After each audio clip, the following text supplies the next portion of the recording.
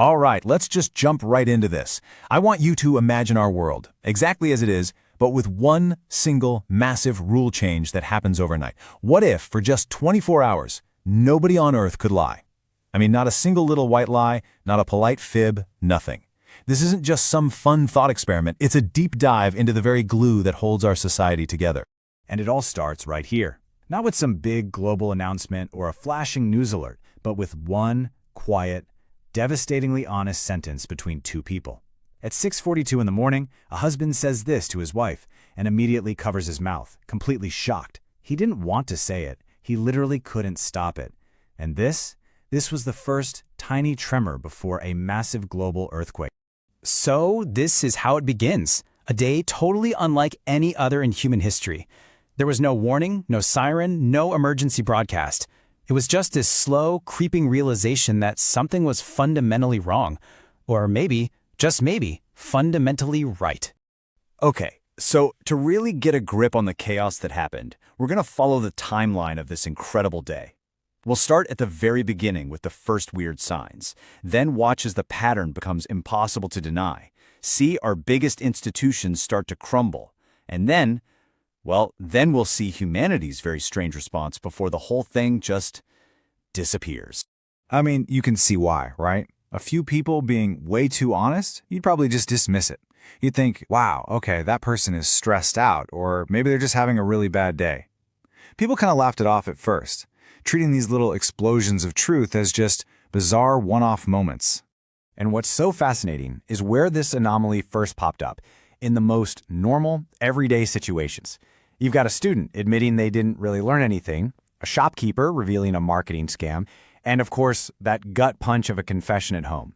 These were like the first tiny cracks appearing before the entire dam of social nicety just completely burst. All right, let's move into the next phase, because this is where things really start to build. What started out as just personal, awkward moments quickly spiraled into full-blown societal chaos. This tidal wave of honesty was about to crash over everything we think of as normal. By 9 a.m., so just a couple of hours after it all started, the pattern was impossible to ignore. The world was waking up, heading to work, and everyone was realizing that the basic rules of how we talk to each other had been completely rewritten. You just couldn't deny it anymore. And, as humans always do, we scrambled to put a label on it, to try and make sense of something that made no sense. The official sources, the news channels, they went with this very clinical, sterile term, a neurological anomaly. But on social media, a much better name started to catch on: Truth Day. By noon, the systems that run our world were beginning to buckle. A politician on live TV admits to criminal negligence. A CEO confesses their product is basically a fraud. The stock markets, they just froze. Nobody could trust any numbers. And lawyers, get this, they just went silent. Their entire profession depends on carefully choosing your words. And without that, they had nothing. But man, maybe no profession suffered more than medicine. Can you imagine a doctor saying this to a family, not with care and gentleness, but just as a blunt, cold fact? Hospitals became these incredibly heavy places, filled with a silence born out of just brutal honesty. That delicate art of delivering difficult news was gone, replaced by raw, unfiltered data. So, while the world stage was in complete chaos, things were shattering in private too. We're talking decades of buried resentments, jealousies between brothers and sisters, a parent admitting to having a favorite child. It all just came pouring out. Families weren't just arguing. The very stories they told themselves were being ripped apart in real time. This brings us to what is, for my money, the most fascinating part of the day. Faced with this relentless onslaught of painful, weaponized truth, humanity adapted. It found a defense mechanism, and it is not at all what you might expect. Seriously, think about it for a second.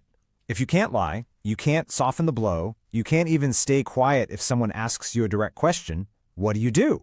What's your move? The answer is as simple as it is profound. The solution was simple.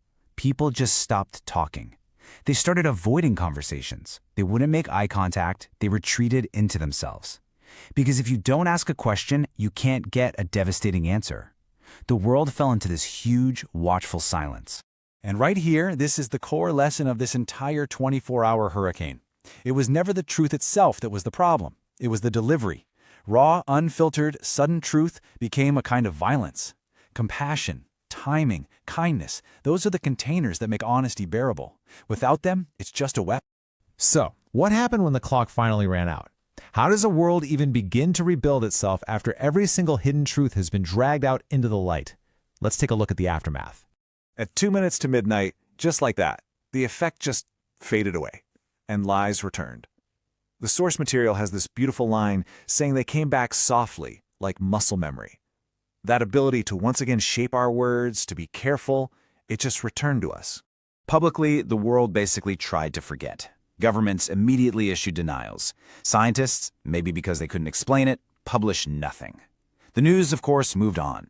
But privately, on a personal level, something had fundamentally shifted. People didn't stop lying, but they started lying differently. Everyone on Earth now had this shared traumatic memory. They knew what absolute, unvarnished honesty felt like. They understood its power, but they also had a brand new understanding of its immense potential for destruction. The lies that came back, well, maybe they were more careful, more thoughtful, maybe even more kind. And that leaves us with this final, really powerful idea. We often think of telling the truth as this great act of bravery. But what if that's not the whole story? What if the real virtue isn't just speaking the truth, but knowing how and when and why to speak it? What if the necessary partner to honesty isn't courage at all, but compassion? That's something to think about.